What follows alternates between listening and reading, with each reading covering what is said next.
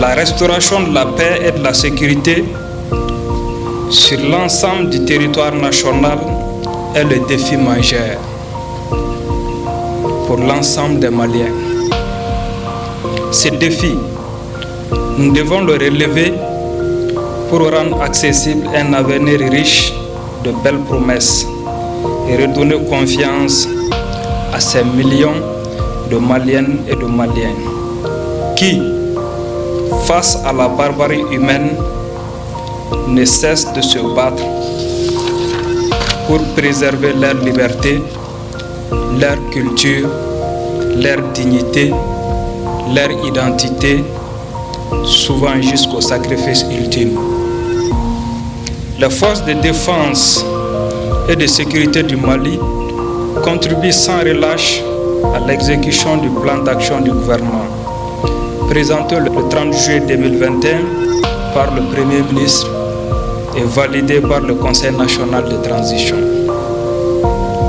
Au titre de ce plan d'action, le premier axe est constitué par le renforcement de la sécurité. Ce renforcement de la sécurité passe par une mise à la disposition des moyens humains et matériels adéquats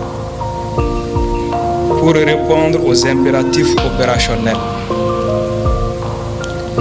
Si nous échouons à améliorer cette sécurité, condition nécessaire à l'accomplissement des autres axes du programme d'action du gouvernement, une grande partie des efforts déployés seront vains et nous serons condamnés à répéter les mêmes activités sans résultat tangible.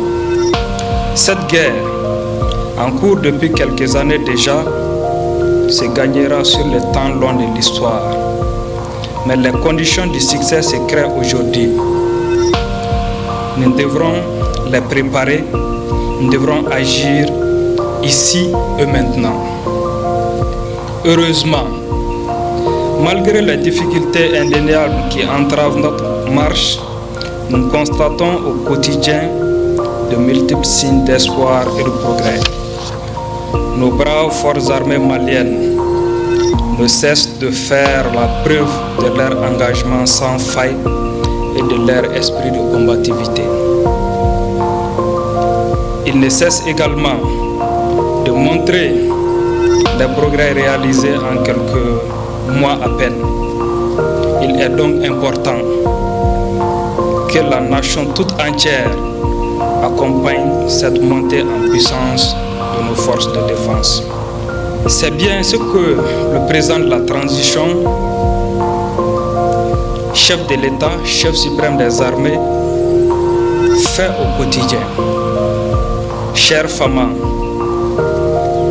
continuez d'engager les succès tactiques comme vous l'avez vaillamment fait à maintes reprises sur les différents théâtres d'opération.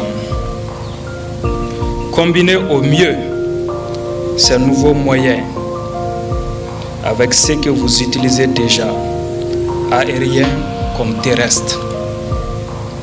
Surtout, nous devons chercher à transformer, de concert avec tous les acteurs pluridisciplinaires de l'État, voire des partenaires, nos succès tactiques en progrès opératif et stratégique.